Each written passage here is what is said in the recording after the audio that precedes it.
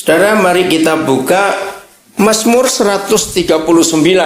Hari ini kita akan belajar tentang kebenaran ini. Mazmur 139 ayat 23. Selidikilah aku ya Tuhan. Dan ini caranya baca ya Tuhan. Ini karena itu pangkat yang dipanggil. Dan coba baca Mandarinnya. Ayat 23-nya kan ketemu nanti. Enggak, bahasa Mandarin. 神乃求你检查我，知道我的心思。 Enggak ada kata sangti atau apa? Ya, sen itu sangti. Oh, sen itu. Nah, itu dia. Ejaan lama bilang sangti, Sangti, baru bilang sen. sangti itu sen. Jadi betul, bukan itu cara menulis. Nanti saya akan buktikan lagi ya. Jadi selidikilah aku ya Tuhan, dan kenalah hatiku. Ujilah aku dan kenalilah pikiran-pikiranku. Ayat 24. Lihatlah, apakah jalanku serong, dan tuntunlah aku di jalan yang kekal. Saudara, mengapa Daud berdoa seperti ini? Selidiki aku, Bapa. Kenali hatiku, Bapa. Uji aku. Saudara, Bapa di surga itu pribadi yang sangat luar biasa. Dalam hal apa? Penuh pengertian terhadap kita semuanya. Nah, contohnya, berapa kali kita salah? Dia sabar tidak? Sabar tidak? Sangat sabar. Bahkan kadang-kadang kelewatan sabarnya. Sampai kita ulang-ulang buat dosa. Betul tidak? Terlalu kelewatan sabarnya itu. Nah, saudara, inilah doa yang Bapa di surga sangat rindu kita kenal. Banyak orang Kristen takut doa seperti ini. Saya lupa di ayat berapa itu ya. Kita Mazmur juga. Insinyur Niko, Pendeta Niko Nyotorarjo ngarang lagu. Selidiki aku, ujilah aku. Ujilah aku Tuhan. Cobalah aku Tuhan. Saya lupa Mazmur berapa itu ya. Tolong cari kalau ada yang ketemunya. Nah, sama bukan dengan doanya Daud ini. Selidiki aku, kenali hatiku, ujilah aku. Ayo, kira-kira logika kita ini doa kurang ajar nggak? Doa nantang nggak? Doa sombong tidak? Sombong betul. Nah, pertanyaannya, apakah betul-betul sombong? Tidak, saudara. Ini yang Papa rindu untuk kita. Dari bangun pagi, ya, dengar ya. Dari bangun pagi sampai kita tidur malam. Banyak enggak? Bukan perbuatan salah loh, saya enggak tanya itu dulu. Banyak tidak keinginan jahat yang muncul di hidup kita? Sangat banyak. Nah, maka itu kalau kita mau tidur malam terus kita berdoa. Doa ini yang paling Papa suka. Kenapa? Karena kita ini kurang ajar. Di mana kurang ajarnya? Sudah salah pura-pura nggak tahu. Betul tidak? Itu kita. Betul toh? Nah, maka itu kalau kita sudah salah, terus kita lupa salahnya apa, maka doa ini paling bagus. Tapi jangan pura-pura. Kalau sampai kita masih ingat salah kita apa, jangan doa kayak begini. Tuhan tersinggung betul. Enggak, dia enggak pernah tersinggung kayak kita, saudara. Jadi kalau kita merasa apa ya, ada yang kurang, apa ini, ada yang kurang. Tadi waktu mau berangkat, Pak Ivan ini merasa apa yang kurang ya? Apa yang kurang? Aku seperti ada yang ketinggalan.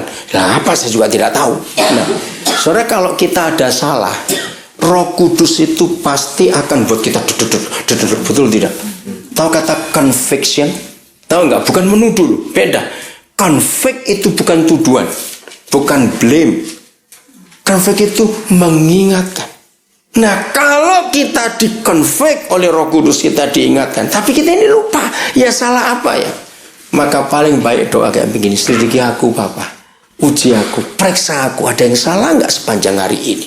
Tapi asal betul-betul nggak tahu loh. Jangan pura-pura nggak tahu, itu beda loh, saudara. Oke? Nah, itu yang kita harus lakukan. Karena begitu banyak kecenderungan hati kita itu salah. Papa kita senang kalau dia melihat kita jujur. Betul-betul minta, selidiki aku Papa, uji aku. Ada nggak jalanku serong? Ada nggak pikiranku yang aneh-aneh? Wah, itu doa yang menyenangkan hati. Nah, dalam bagian ini banyak anak-anak Tuhan bingung dengan doa Bapa kami. Apa salah satu kata doa Bapa kami? Kami yang di surga, dimuliakan Terus? namamu. Terus datanglah kerajaanmu, terus kehendakmu di bumi seperti surga. Itu kata yang salah, harusnya surga jadi bumi jadi seperti surga. Oke, terus berikanlah ya makan kami. Terus lagi ampuni dosa kami. Terus bagian terakhir, dan janganlah bawa kami ke dalam pencobaan, melainkan lepaskanlah kami daripada itu. Nah, ya, berarti kan bertentangan dengan doa ini. Kenapa di doa Bapa kami Yesus mengajar janganlah bawa kami dalam pencobaan, tapi ini nantang, uji aku, cobai aku. Loh, yang mana yang benar kalau begitu? Saudara, bukan Papa pelin-pelan dengan firman seperti ini. Lalu apa artinya? Artinya gampang sekali. Itu sesuai dengan tingkat kedewasaan rohani kita. Ya, saya cepat aja ngomong.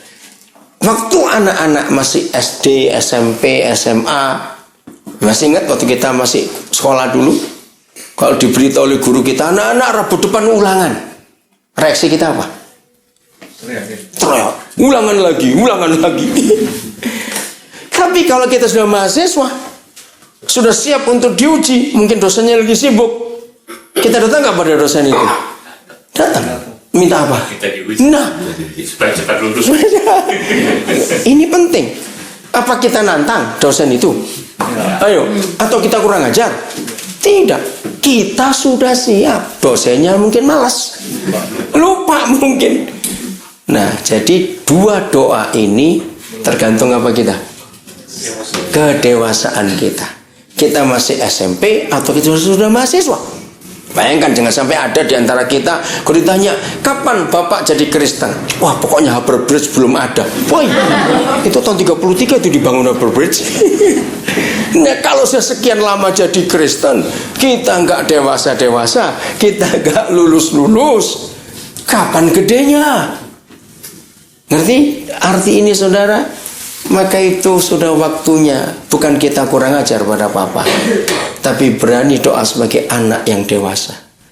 Uji aku Papa, coba aku, selidiki aku. Itu penting sekali, karena dengan itu menunjukkan kedewasaan dalam hidup kita masing-masing. Katakan amin. Kita jadi dewasa, gak usah takut. Berapa kali Paulus menulis pada Timotius? Kalau saudara baca kitab Timotius, banyak sekali. Salah satu ayat berkata gini, memang barang siapa mau beribadah kepada Tuhan, dia harus mengalami aniaya. Nah, aneh bukan? Kalau begitu, ngapain ada doa Bapa kami dong? Kalau memang harus ada aniaya. Padahal Yesus ngajar doanya, lepaskanlah kami dari yang jahat, jangan bawa kami dalam pencobaan. Saudara, perbedaannya adalah di mana ukuran kedewasaan kita. Jadi sebagai Kristen, ya, sebagai orang Kristen, saudara dan saya harus bersahabat baik dengan yang namanya kesulitan, penderitaan. Kok nggak amin? Loh, ayo mikir apa? Loh, itu Kristen.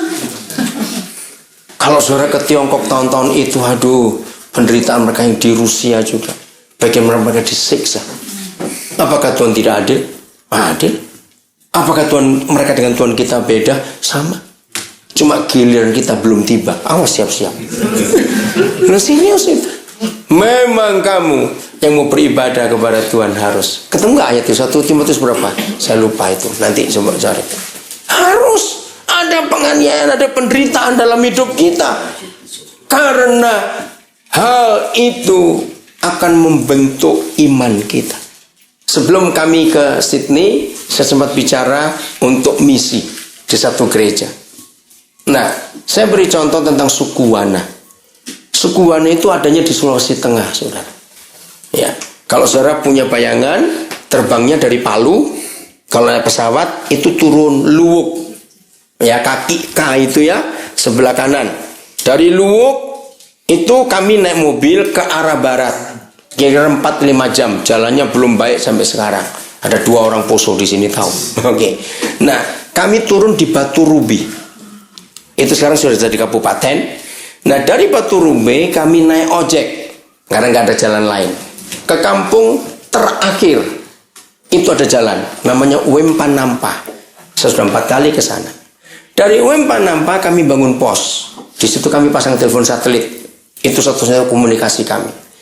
Kami taruh semua barang, kami harus nginep dulu karena besok harus jalan. Kalau kita jalan itu 2 hari 1 malam. Harus bermalam di tengah jalan. Kalau mereka orang Wana 11 jam nyampe. Namanya Kampung Saliano. Itu kampung pertama dari UM Panampa. Dari Saliano kami masih jalan lagi ke Salubiru. Nah, kami punya 4 sekolah di situ. Orang-orang yang masih tinggal di pohon, paling rendah dari tanah 15 meter. Mereka, rumah mereka nggak pakai dinding. Itu saya heran sekali. Cuma lantai, tiang dan atap. Di situ bisa 2-3 keluarga tinggal dengan anjing-anjingnya. Mereka naik itu kayak monyet. Waduh, saya harus hati-hati naik itu. Nah, suku ini nggak bisa pakai sandal, apalagi pakai sepatu. Kaki mereka itu sudah nyatu dengan alam, soulnya jadi tebal sekali. Nah, suatu hari saudara, dengan anak-anak kami, saya punya 4 anak yang jadi guru di sana. Tim mereka ada 12 orang sekarang ini. Nah, terus saya tuh kaget, dia bilang, next on, ada orang kecelakaan. Saya bilang gitu, kaget dia, karena kakinya berdarah-darah. Waduh, saya kaget. Saya pikir luka kena apa? Nexonnya tertawa, bukan kecelakaan. Lalu, dengarkan, kalau mereka itu merasa kakinya mulai tipis, bisa bayangkan, karena pakai jalan toh, sol kakinya itu loh tipis. Di sana ada pohon pandan, pohon hutan yang berduri. Mereka duduk, saudara, potong dahan itu, kakinya digosok di duri itu sampai berdarah itu kanan kiri, supaya luka. Nah, kalau sudah luka, jalan lagi, tebel lagi, bukan? Woi, saya pikir ini orang. Hingga sampai hari ini masih ada orang seperti itu. Nah, kalau mau naik kapal, bisa turun Kolonedale. Ya, itu pelabuhan besarnya. Dari Kolonedale harus naik kapal kecil yang nggak pada tempat tidur, nggak pakai tutupan juga. Itu 4-5 jam ke Batu Rube. Kalau musim ombak, istilahnya bulan berber September, Oktober, jangan harap, sudah jangan harap. Ombaknya besar, saudara. Lebih baik jalan darat sudah. Dari Palu, kalau mau naik mobil, itu 11-12 jam baru nyampe. Saya pernah ngitung 900 sekian kilometer. Dan jalannya nggak terlalu bagus. Jadi naik perahu itu berangkatnya harus malam dari Kolonedale antara jam 11 jam 12 pagi nyampe sampai ke Batu Rube itu. Nah, satu kali Nexon tuh telepon saya, Pap, aduh kami itu ngajar waktu itu ya, kami belum punya rumah, jadi tim perempuan belum ada, hanya tim laki-laki yang kami utus. Aduh Pap, kenapa? Kami ngajar itu anak-anak perempuan yang baru mens ini, darahnya ada di mana-mana. Tolong kirim, berikan soft text. Ya, pembalut itu. Oh ya, saya telepon ke Palu. Ya, kami punya sekretariat di Palu. Dari Palu telepon, tolong berikan. Beli. Ya, beli. Kalau sudah beli itu bisa naik bis, dibawa titip bis atau travel sampai ke Luwuk. Dari Luwuk baru dibawa ke Batu Rube, baru naik itu lagi ojek, terus baru jalan kaki. Udah 2 bulan kemudian Nexon telepon saya lagi. Karena barang sudah nyampe, itu sudah dipakai selama. Begitu dia telepon, dia tertawa, saudara. Hey, stop, jangan tertawa dulu. Kenapa? Dia tertawa lagi. Saya pikir, kenapa ini? Soft text sudah nyampe, Pak. Tapi kami bingung bagaimana masangnya. Kan cowok semua ini. Wah, saya langsung pukul kepala saya gua goblok. Kenapa sih nggak mikir? Ini cowok semua. Ngapain saya kirim soft text? Bayangkan. Mereka belum kenal itu. Tahun segini sudah bisa lihat keadaan mereka itu. Nah, jadi saya cerita soal suku Wana, kaki mereka harus dilukai untuk bisa jalan jauh. Jadi orang kayak gitu nggak mungkin bisa diberikan sandal atau sepatu. Kaku semua mereka pakainya nanti. Jadi apa kesimpulannya? Penderitaan itu menguntungkan. Nggak amin lagi. Nggak siap, apanya nggak siap? Sudah ketemu ayatnya? 1 Timotius berapa? Belum. Oh belum. Pokoknya ingat saya itu ayat 8. Ayat berapa ya? Pasalnya? Nah itu lupa pasalnya. 1 Timotius 2 atau 2 Timotius 2 ya? Coba lihat 2 Timotius 2 mungkin ya. Barang siapa akan memang itu ya. Oke, saya lanjutkan lagi. Jadi saya ulangi saudara, menjadi Kristen itu harus bersahabat dengan penderitaan, kesulitan, aniaya apa saja. Amin. Karena di situ kita jadi makin dewasa. Di dalam Dia kita makin kuat. Coba orang-orang yang latihan bela diri, kalau dia nggak mau sakit, ya jangan jadi karateka dong. Betul tak? Latihannya begitu kuat, begitu keras latihan itu. Maka itu jangan hindari penderitaan, walaupun kita bukan cari masalah hobinya, bukan ya, bukan. Tapi sungguh-sungguh kita hidup dalam kebenaran itu. Jadi itu cara didikan kita. Coba kita lihat Ulangan pasal yang ke-8, sambil cari itu ya. 1 Timotius berapa itu? Ulangan pasal yang ke-8 ayat ke-2 sampai yang ke-4. Tolong saudara baca Ulangan pasal 8 ayat 2 sampai 4. Ulangan pasal 8 ayat 2. Inilah kebenaran firman Tuhan. Ingatlah kepada seluruh perjalanan yang kau lakukan atas kehendak Tuhan. Ya, atas kehendak Tuhan. Ya, coba baca Mandarinnya supaya kita tahu. 你也要纪念耶和华。 Nah, Yehova itu bedanya. Oke, 在 sudah. 旷野引导你，这40年是要苦练40年你，ya. 你还得苦练， Menyedihkan ya apa ya? hidup susah. Hidup 你 susah, 要 oke. 知道你心内如火，肯守他的诫命不肯，mau ndak taat kalau. Ya. Tapi lewat sengsara. Lewat sengsara. Nah, oke, saya baru ketemu ini sebelum itu lupa nanti ya. 2 Timotius 3 ayat 12. Yang tadi itu ya, coba saya nyimpang dulu, saya baca. Memang setiap orang yang mau hidup beribadah di dalam Kristus Yesus akan menderita aniaya. 2 Timotius 3 ayat 12. Oke, lanjutkan. Ulangan 8 tadi. Oh, dari awal, coba baca ayat 2. Ingatlah kepada seluruh Iya. perjalanan yang kau lakukan atas kehendak Tuhan. Ini Allahmu, Ya. Tuhanmu. Ya. Di padang gurun selama 40 tahun ini dengan maksud merendahkan hatimu Ya. dan mencobai engkau untuk mengetahui apa yang ada dalam hatimu. Yakni, apakah engkau berpegang pada perintahnya atau tidak. Ayat 3. Jadi, ia merendahkan hatimu. Satu, merendahkan hatimu. Terus kedua, membiarkan engkau lapar dan dibiarkan memberi engkau makan makna mana? yang tidak kau kenal dan juga tidak dikenal Oleh oleh nenek nenek moyangmu untuk membuat engkau mengerti bahwa manusia hidup bukan dari roti saja, tetapi manusia hidup dari segala yang diucapkan Tuhan. Tuhan. Iya. Yang pertama tadi merendahkan ya. Iya. Kalau koi bukan merendahkan, Apa?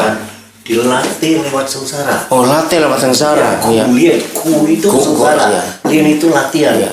Latihan lewat sengsara. Tapi Itu lebih Indonesia jelas rendah. merendahkan dia. Direndahkan itu artinya ya dianggap nggak berdaya. Bagus. Dilatih lewat sengsara. Nah, amin nggak kalau begitu? Ayo amin atau aman? Cepat jawab. Beda loh amin dengan aman. Nah, itu Bapa di sorga melatih kita seperti itu. Ya, jadi lagi sekali tadi 2 Timotius 3 ayat 12. Maka itu kalau saudara dan saya ngaku Kristen, baru dicoba dikit nangis gembeng, betul, tahu kata gembeng, cengeng, betul. Kapan kita dewasa? Siap? Tony, kau senyum kenapa? Ini namanya Pak. Oh, namanya.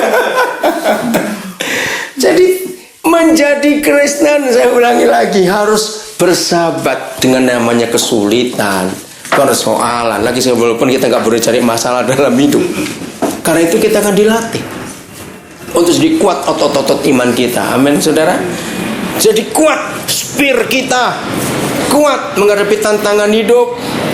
Maka itu indah sekali kalau memang Papa izinkan kita mengalami semuanya itu. Nah, saya punya ilustrasi. Mungkinkah saudara ditonjok orang dalam jarak 30 meter? Wih, tangannya sepanjang apa itu orang? Nah, jadi yang bisa nonjok kita siapa? Yang dekat itu siapa? Gak usah malu-malu. Lah itu dia, istri suami itu dekat.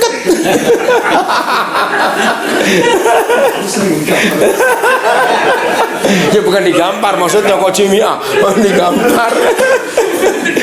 Maka itu kalau Tuhan izinkan yang sebelah kita itu nyakiti, ya bilang puji Tuhan sudah. Loh kok nggak amin lagi saja kok? Amin. Karena dengan cara itu, jadi kita dilatih, saudara. Oleh yang dekat, bukan yang jauh. Tuhan izinkan itu. Saya masih ingat Pak Pendeta Damaris tahun 82 di Bukit Doa Ungaran, dia pernah ngajar bagus sekali. Ilustrasinya gampang.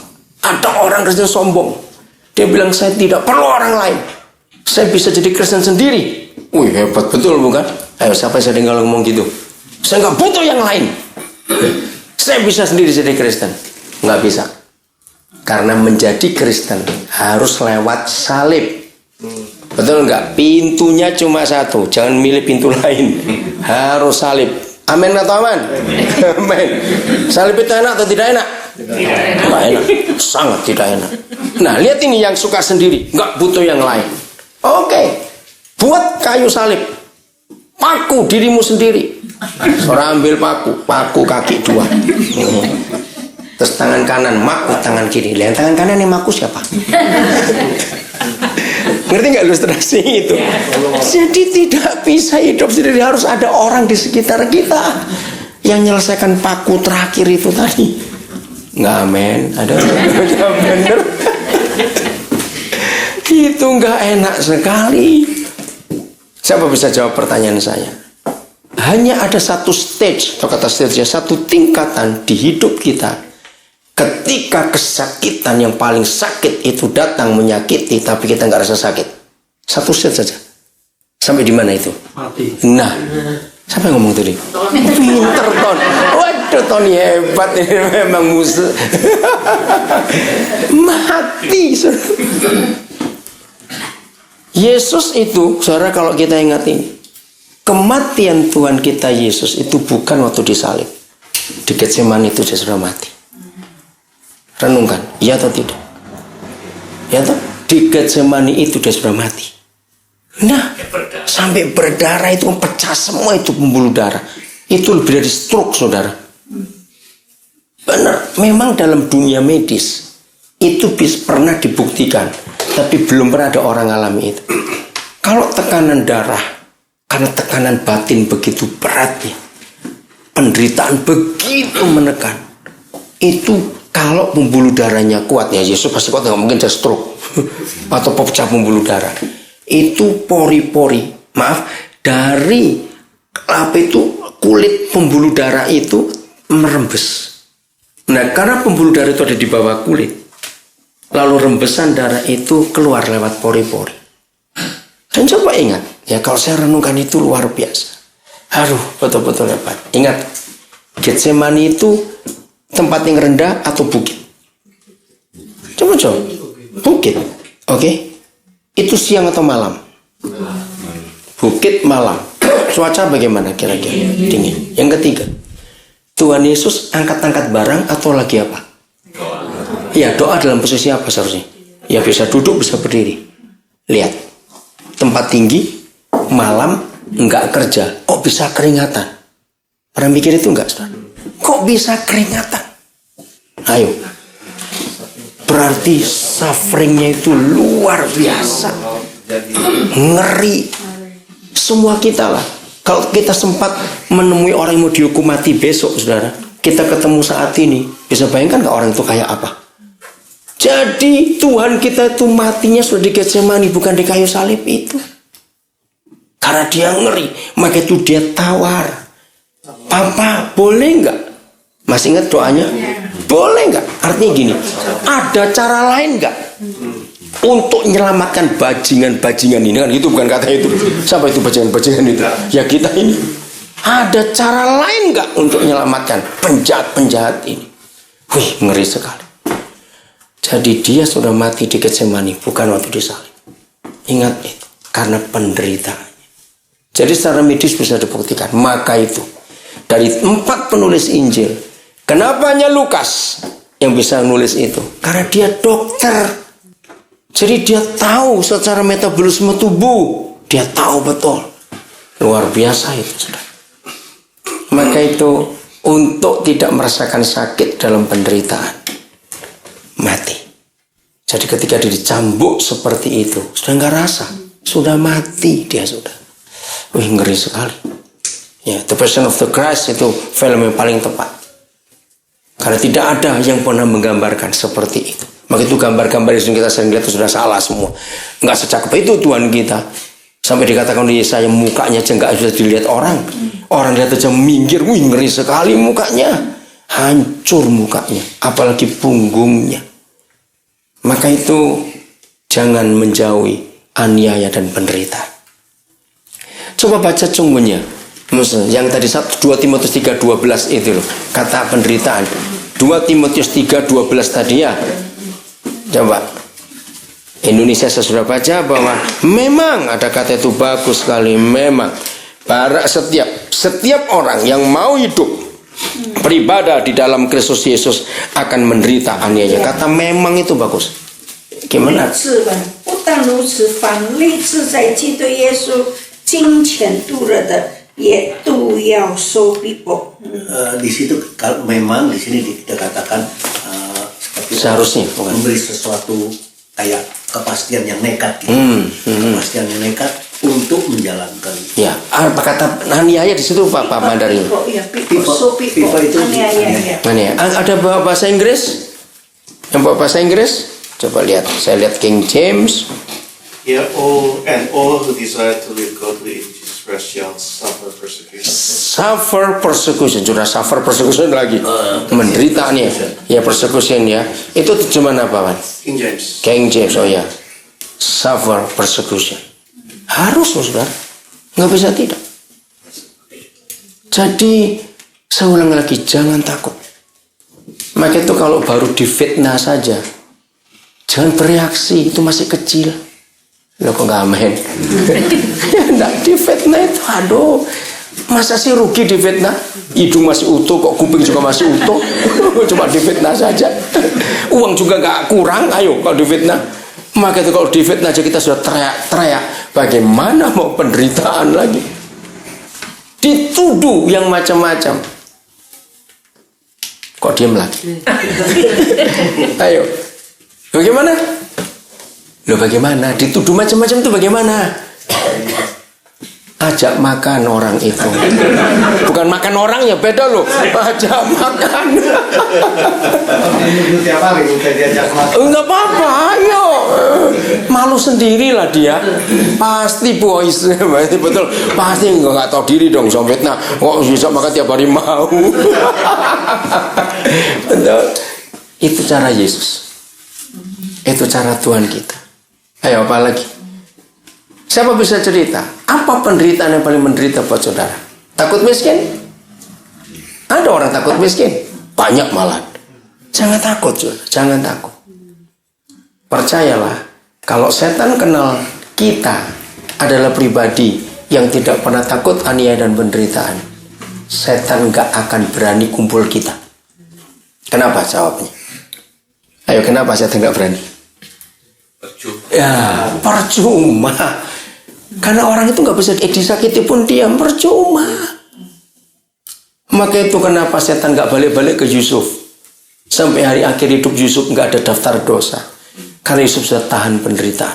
Waktu saya selalu menemukan kalimat ini. Saya mengulangi kalimat ini. Kenapa setan? Saudara Yusuf itu, saudara baca sampai dia mati di Kejadian pasal 50. Tidak ada daftar dosa sekalipun. Abraham masih punya daftar dosa loh saudara. Betul enggak? Musa masih punya. Nuh juga punya. Siapa lagi? Daud. Wah, Salomo lebih gila lagi daftarnya. Tapi Yusuf ini enggak. Di situ saya cari kenapa kok setan enggak balik lagi. Karena Yusuf membuat setan KO betul-betul. Karena begini kalimat yang saya temukan dalam hidup Yusuf. Yusuf itu pribadi yang bisa menikmati. Ini kalau saya pakai logat Jawa Timuran ya, menikmati dengan senikmat-nikmatnya. Ketidaknikmatan itu mantap nggak? Harus gitu caranya ngomong. Nah karena Yusuf bisa menikmati dengan apa? Senikmat-nikmatnya. Apa itu tadi? Ketidaknikmatan itu. Maka setan bilang, "Sok, senjata gua sudah habis. Mulai sekarang sesuka-sukamu, mau apa saja sudah. Aku nggak bisa balik lagi." Betul saudara. Kalau kita tahan dalam penderitaan, mau disakiti, mau diapakan saja, setan gak akan cobai kita lagi. Jadi kesimpulannya, yang masih takut penderitaan pasti temannya setan. Dah, gitu saja. Kurang dengar, saya ulangi. Siapa yang takut menderita, dia pasti, nggak usah ragu-ragu ngomong, ayo, temannya setan. Karena takut susah, takut menderita, takut sakit, takut miskin, itu temannya setan. Ingat itu baik-baik. Kalau kita bisa menang semua, betul, indah. Maka itu saya sering ngeledek gini. Kalau saya ketemu orang Indonesia yang nggak suka Lombok, saya bilang, kamu belum Kristen. Loh, hubungannya apa? Katanya begitu. Kan ada hubungan. Nah, itu dia. Kalau kamu takut pedes, berarti takut menderita. Ini jangan dipakai benar itu ngomong apa aja. Ya, sakit mah saya dihukum nanti itu, saya disu nanti kalau udah sakit mah. Mati saya kalau disu. Cuma istilah saya ngerti toh contohnya. Jadi nggak usah takut penderitaan. Malah saya mengajar, kalau sudah sekian bulan kok nggak ada yang ngelukai saya, fitnah saya, minta dong. Loh, serius, itu namanya Kristen. Kayak orang Wana tadi, diapain kakinya? Dilukai supaya jalannya lebih cepat. Aduh, itu orang hebat sekali. Kalau kita tahan penderitaan, kita menang betul-betul. Sungguh saudara, untuk apa saja kita nggak usah takut. Oke, ayat yang terakhir, supaya kita makin kokoh, makin kuat di dalam perjalanan hidup iman kita bersama-sama dengan Bapa di surga. Kita akan buka sebentar. Nehemia pasal 4 mulai ayat yang pertama. Ketika Sanbalat mendengar bahwa kami sedang membangun kembali tembok, bangkitlah amarahnya, dan ia sangat apa? Sakit hati. Terus apa yang dibuat? Mengolok-olokkan orang Yahudi dan berkata di hadapan saudara-saudaranya dan tentara Samaria, apa gerangan yang dilakukan orang-orang Yahudi yang lemah ini? Wah, dihina habis-habisan. Apakah mereka memperkokoh sesuatu? Apakah mereka hendak membawa persembahan? Apakah mereka akan selesai dalam sehari? Apakah mereka akan menghidupkan kembali batu-batu dari timbunan puing yang sudah terbakar habis seperti ini? Ayo, hancur nggak kok direndahkan seperti ini? Dia cek kata-kata yang luar biasa. Ayat 3. Lalu berkatalah Tobia orang Amon, belum selesai saudara, itu barusan balatnya. Orang Amon sekarang yang ada di dekatnya, sekalipun mereka membangun kembali, nah, itu diledek sampai begini. Kalau seekor anjing hutan meloncat dan menyentuhnya, robohlah tembok batu mereka itu. Bayangkan, hancur betul mereka dihabisin. Ya Tuhan kami, dengarlah. Nah, coba bacakan bahasa Mandarinnya ini, kata Allah ya sebagai kata 4. 我们的神啊， Nasen ya, 求 kata Tuhan 你 ini. 垂听，因为我们被藐视啊的列举， Ya cek ya, kata Tuhan itu yang saya mau katakan ya. 求你使他 Kata 们的毁谤归于他们的头上，使他们在儒道之地作为两国。 Ya, kata Tuhan itu yang kita mau lihat. Ya Tuhan kami, dengarlah bagaimana kami dihina. Balik anak celaan. Terus ayat 5. Jangan kau tutupi kesalahan mereka dan dosa mereka. Jangan kau hapus dari hadapanmu, karena mereka menyakiti hatimu. Nah saudara, ini yang dibuat oleh Saulus. Siapa yang disakiti? Kan orang Yahudi. Tapi kenapa? Itu Tuhan yang disakiti. Betul? Bapa di surga. Maka itu jangan takut. Kalau saudara dihina, saudara tidak salah, saudara difitnah, saudara tidak salah, jangan takut. Apa yang merasakan itu bukan kita saja. Amin. Dia ikut merasakan. Ayat 6, lihat ini. Tetapi kami bagaimana? Ini konsep penting. Ayo, tapi kami bagaimana? Terus membangun tembok sampai setengah tinggi dan sampai ujung-ujungnya bertemu. Bisa bayangkan, dulu kan benteng bukan berkeliling begitu, sampai nyambung semua. Wah, sudah jauh sekali pekerjaan itu. Terus karena seluruh bangsa bekerja dengan segenap hati. Ayat 7. Ketika Sanbalat dan Tobia serta orang Arab dan orang Amon dan orang Asdod mendengar bahwa pekerjaan perbaikan tembok Yerusalem maju dan bahwa lubang-lubang tembok mulai tertutup, maka mereka sangat apa? Marah. Apakah Tuhan tidak ada? Bukankah Nehemia itu berbuat untuk Tuhan? Kenapa Kenapa Tuhan diam? Boleh nggak kita bertanya seperti itu? Atau kata lain yang sering kali muncul, di mana Tuhan? Kenapa dia tidak adil? Ayo, siapa sering ngomong seperti itu, bertobat hari ini. Enak saja. Kalau lagi kaya, sukses, nggak ingat Tuhan. Menderita, nyalakan Tuhan. Bertobat orang kayak begitu. Betul? Lagi punya duit, pura-pura nggak punya duit, supaya orang nggak tahu. Lagi nggak punya duit, teriak-teriak supaya orang tahu. Betul? Itulah sifat kita manusia. Saudara, ayo kita lihat firman ini supaya kita tahu bagaimana kebenaran itu dikenal oleh dunia ini. Amin. Kalau kita hidup dalam kebenaran, hebat sekali. Ayat 8. Belum selesai. Mereka semua mengadakan persepakatan bersama untuk memerangi Yerusalem dan mengadakan kekacauan di sana. Sudah diledek, dihina, direndahkan, digoblok-goblokkan dan semuanya. Mereka marah, mereka belum selesai. Terus mengadakan kekacauan. Tetapi kami berdoa kepada Tuhan kami dan mengadakan penjagaan terhadap mereka siang dan malam karena sikap mereka. Berkatalah orang Yehuda, kekuatan para pengangkat sudah merosot, capek saudara. Dan puing masih sangat banyak reruntuhannya. Tak sanggup kami membangun kembali tembok ini. Tetapi lawan-lawan kami berpikir, mereka tidak akan tahu dan tidak akan melihat apa-apa sampai kita ada di antara mereka, membunuh mereka dan menghentikan pekerjaan itu. Mengancam juga, neror. Ketika orang-orang Yahudi yang tinggal dekat mereka sudah 10 kali datang memperingatkan kami, mereka akan menyerang kita dari segala tempat tinggal mereka. 10 kali loh diancam. Maka aku tempatkan rakyat menurut kaum keluarganya dengan pedang, tombak dan panah di bagian-bagian yang paling rendah dari tempat itu, di belakang tembok, di tempat-tempat yang terbuka.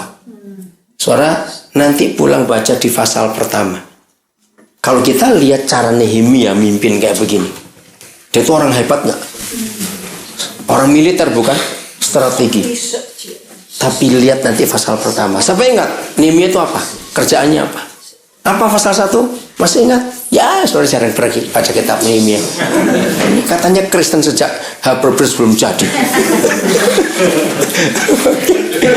Nah, baca gitu loh. Jangan yang cuma cari ayat yang enak-enak aja dihafalin. Tuhan berkati aku jadi kaya. Cuma itu aja yang dihafalin. Awas. Nehemia itu cuma juru minuman raja. Jadi kalau raja nggak haus, dia nggak kerja. Rendah nggak kerjaan dia?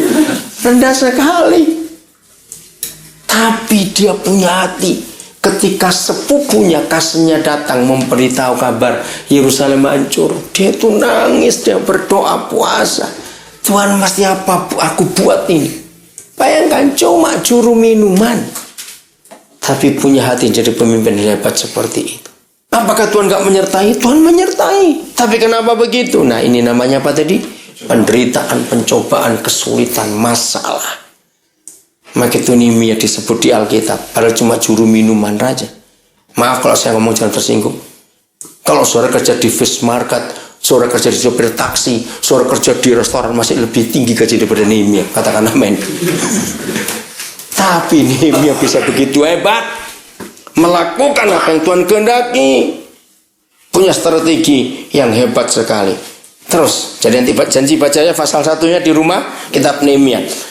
Kuamati semuanya, belum selesai. Lalu bangun berdiri dan berkata, ayat 14 ya, dan berkata kepada para pemuka dan para penguasa dan kepada orang-orang yang lain, jangan apa? Takut. Kamu takut terhadap mereka. Iya. Ingatlah kepada Yahweh. Nah, cunggunya bilang apa? Cu di situ kata coba. Iya. Ingatlah kepada Tuhan yang maha besar dan dahsyat, dan berperanglah untuk saudaramu, untuk anak-anak lelaki dan anak-anak perempuanmu, untuk istrimu dan rumahmu. Saudara, seringkali setan ingin menghancurkan keluarga kita, bukan? Anak-anak kita dikacaukan, istri kita dikacaukan. Inilah doa yang luar biasa. Lagi sekali, Nehemia cuma juru minuman, tapi bisa hebat seperti itu pengenalannya kepada Bapa di surga. Dia nggak takut masalah, nggak takut aniaya. Kalau dia bisa berkata, jangan kamu takut. Walaupun kita nggak pernah tahu ayat yang kita nggak pernah ketemu Nehemia, tapi saya bisa tahu dia pun pasti punya rasa takut. Bayangkan diserang musuh kayak begitu. Tapi dia kenal siapa papanya. Maka itu dalam hidup kita saudara, penting sekali setiap hari kita melangkah dengan siapa kita berjalan. Betul? Kalau kita sadar setiap langkah yang kita ayunkan kaki kita, ada papa di sebelah kita. Takut tidak? Seharian ini, ya sore tadi lah, kami, saya istri, lalu Lina dengan Pak Ivan, kami jalan ke Bankstown, ngajak anak yang kecil, baru umur setahun berapa bulan itu ya? 21 bulan, baru lincah-lincahnya jalan. Nah, karena Iwan sudah tahu saya tuh suka belajar dengan anak-anak. Tadi on the way ke sini, anaknya nggak ikut, cuma kami bertiga. Terus Iwan tanya, Koden belajar apa jalan dengan Tristan tadi? Nah, langsung saya jawab. Karena waktu di Bankstown tadi, sampai kami, istri saya bingung, Lina bingung, anak ini berani. Kenapa berani? Karena ada papanya di situ. Harus sana, harus itu. Nggak takut. Tapi tiap kali jalan dia noleh, oh udah, Dedi terus gitu. Nah itu yang saya belajar. Ngerti nggak ilustrasi ini, saudara? Nah, seringkali kita ini kurang ajar. Apa itu terus dengan kita? Tapi apa kurang ajarnya? Masih sering takut. Ya kan menghina, betul bukan?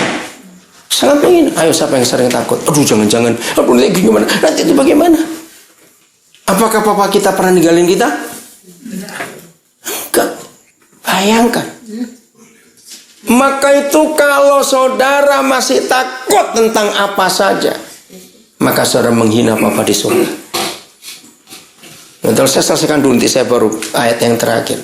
Ayat 15. Ketika didengar siapa? Musuh kami. Bahwa rencana mereka sudah kami ketahui, bocor sudah. Dan bahwa Tuhan telah menggagalkannya. Maka dapatlah kami semua kembali ke tembok, masing-masing ke pekerjaannya. Sejak hari itu, sebagian daripada anak buahku melakukan pekerjaan, dan sebagian yang lain memegang tombak, perisai dan panah, dan mengenakan baju sirah. Sedang para pemimpin berdiri di belakang segenap kaum Yehuda. Bisa bayangkan? Tangan kanan pegang cetok, pegang alat-alat tukang, kiri pegang senjata. Wih, siap-siap terus ini. Bagaimana kerja bisa tenang kalau dihantui musuh terus begitu? Tapi lagi sekali, mereka nggak takut. Karena Nehemia itu tadi. Yang membangun, saya nggak usah baca terus. Oke? Sekarang kita lihat Ibrani 13 ayat yang kelima. Maka itu siapa yang masih sering takut menghadapi apa saja dalam hidup ini, hari ini kita bertobat, saudara. Ya, ayat 5. Silakan salah seorang membaca. Nanti lihat jumlahnya ada perbedaan enggak? Ibrani 13 ayat 5. Ayo, siapa yang sudah dapat? 13 ayat 5. Ya. Janganlah kamu menjadi hamba uang, dan cukupkanlah dirimu dengan apa yang ada padamu, karena Tuhan telah berfirman, aku sekali-kali tidak akan membiarkan engkau, dan aku sekali-kali tidak akan meninggalkan engkau. Amin. Puji Tuhan, sudah baca betul karena Tuhan telah berfirman. Oke, saudara lihat ayatnya. Kata sekali-kali itu artinya apa? Tidak akan. Sungguhnya bilang apa? Jompo di sini. Apa? Sekali-kali. Pokoknya tidak akan, sama sekali tidak. Jumbo itu sama sekali. Sama sekali. Saudara lihat ya. Sekali-kali. Dua kata penting. Aku tidak membiarkan dan tidak meninggalkan. Bahasa Inggrisnya apa? Coba lihat. Apa? Not at all will I leave you. Not at all Leave? will I forsake you. Forsake. Live and forsake. Sungguhnya ada perbedaan. Jompo ya, jompo sekali-kali tidak Terus. meninggalkan engkau. Dan yang kedua. Dan aku menolong, 主是帮助我的，我必不惧怕。 Tuhan sebagai penolong. Orang Tidak tidak akan. takut. Manusia bisa ngapain aku? Amin. Saudara, itu Tristan anaknya Ivan tadi. Gak takut. Begitu banyak orang asing dia gak pernah kenal. Tapi tiap kali dia noleh ada papanya di jalan lagi. Pokoknya ada papanya di situ. Maka itu saudara, jangan kita ya sesancang. Ya, jangan kita pernah menghina Papa surgawi. Amin. Setiap langkah kita Papa dari situ. Betul tidak? Maka itu jujur ya, saya masih takut-takut sampai hari ini. Nah, yang indah di ayat ini, dengarkan, yang indah di Ibrani 13 ayat 5 itu adalah begini. Mengapa ketika Papa berjanji sekali-kali aku tidak membiarkan, tidak meninggalkan, itu ngomongnya soal uang. Betul tidak boleh? Jangan kamu jadi hamba uang. Tahu nggak artinya? Kenapa? Apa hubungannya uang dengan ditinggalkan? Ayo, siapa bisa jawab? Karena seringkali Papa kita kalah dengan uang kita. Ayo ngaku. Loh, kok tertawa? Saya suruh ngaku kok. Betul? Tuhan seringkali kalah dengan uang kita.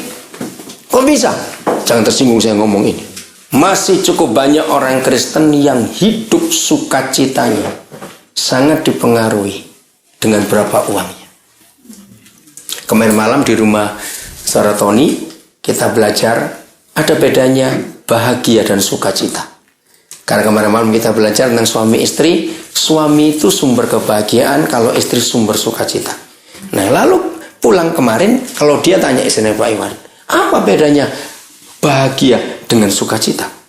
Oh, beda. Kalau saudara pakai bahasa Inggris kan ketemu happiness itu depends on happening. Tapi kalau sukacita itu joy, something from within, sesuatu yang dari dalam. Nah, jadi kebahagiaan itu karena sesuatu. Nggak mimpi, nggak pengen, nggak berharap, dapat mobil. Bahagia dong. Nah, karena sesuatu. Nah, laki-laki kenapa sumber kebahagiaan? Ya karena kejeripayanya. Dia bisa menghasilkan apa yang dikerjakan. Bahagia bukan? Kalau istri tidak, sukacita dari dalam. Nah, di sini kita sering kali kalah. Maaf, berapa kali lagi uang nggak ada, bawaannya marah saja, ayo ngaku. Betul? Khawatir. Sampai anjing aja tahu kapan bosnya punya duit, kapan nggak punya duit. Loh, serius, saya pernah buat penelitian itu. Coba saya buktikan ya, saya buktikan yang punya anjing. Anjing itu kan sensitif kupingnya bukan? Dia tahu ini mobilnya bos atau mobil nyonya. Betul nggak anjing tahu? Kalau mobil masuk horor gitu. Anjing lagi tidur misalnya di halaman sini, bukan di sini, maaf kok ya, saya cuma bercontoh saja. Terus biasanya kalau anjing tidur itu mengelirik satu matanya, kupingnya berdiri satu, ngecek ini mobil siapa? Oh, bos. Itu dia diam. Diamnya apa? Diam dengerin cara buka pintu. Baik pintu mobil maupun pintu rumah. Kalau si bos turun mobil, siul-siul nyanyi-nyanyi, anjing tenang, lagi punya duit, dia tahu. Tapi kalau turun jeprak, wih, lagi nggak punya duit itu, langsung ngumpet di bawah kolong dia. Kenapa takut ditendang juga? Ngerti? Ini penelitian saya, saudara. Anjing aja tahu kapan kita nggak punya duit, kapan kita punya duit. Maka itu kenapa Ibrani 13 ayat 5 mengajarkan itu. Jangan kamu jadi hamba uang. Jadi apa artinya kalau hamba uang itu? Pelit. Iya, pelit. Bosnya duitnya. Nah, kalau bosnya duitnya, berarti dia ngatur kita. Betul nggak? Who is the boss? Who is the ruler? Betul nggak? Dia penguasanya. Wih, celaka kalau uang. Maka itu satu-satunya cara. Dengar ya. Awas kalau saudara nggak nuruti. Satu-satunya cara untuk membuktikan kapan bukan uang bos kita. Habiskan duitmu, sering-sering nggak punya duit. Loh, ayo jawab.